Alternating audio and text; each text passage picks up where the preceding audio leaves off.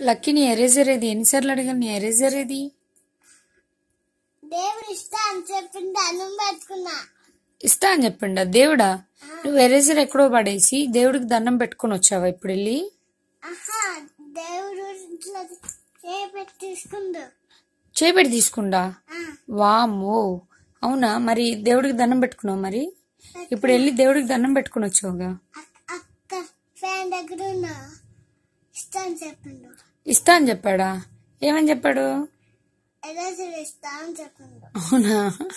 ఎక్కడైనా గోళ్ళ దేవుడు ఉంటాడా? నాన్న చెప్పిండు. అమ్మాయికి ఏంటంటది? నాన్న చెప్పిండా? ఏం చెప్పిండు? దేవుడు పైన ఉంటా కాదు, మనం బట్టలు వేసుకుంటాం కదా, పైన ఉంటాడు. అవునా? ఇప్పుడు దేవుడు నీకు ఎరేజర్ ఇస్తా అన్నాడా? మరి మొక్కుకో మళ్ళీ.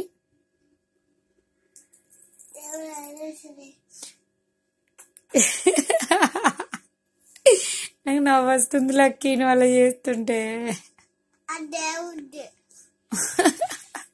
నాన్న చెప్తా, ఏం చేస్తాడు నాన్న?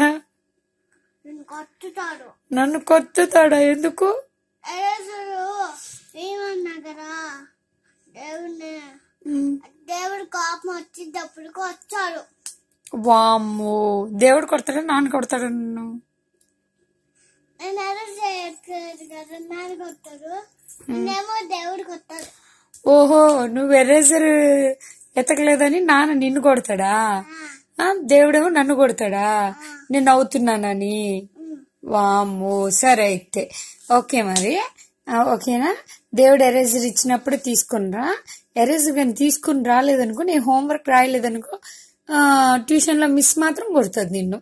ఓకేనా? గట్టిగా మొక్కుకో దేవుణ్ణి, దేవుడా నా ఎరేజర్ నాకు ఇచ్చేవా అని మొక్కుకో. మరి ఎట్లా అన్నాను?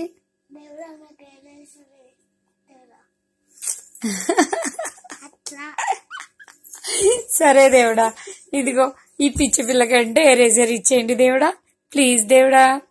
ఓకే? నన్ను దేవుడికి అట్లా అంటేనే కోపం నీ మీద. అవునా?